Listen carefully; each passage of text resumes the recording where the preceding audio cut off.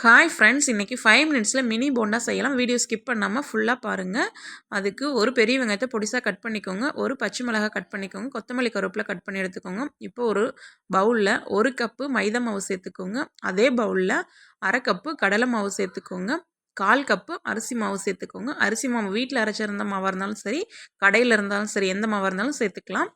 இப்போ இது கூட நறுக்கி வச்ச வெங்காயத்தை சேர்த்துக்கோங்க, பச்சை மிளகாய், கொத்தமல்லி கருவேப்பிலை சேர்த்துக்கோங்க. கூடவே 50 ml தயிர் சேர்த்துக்கோங்க.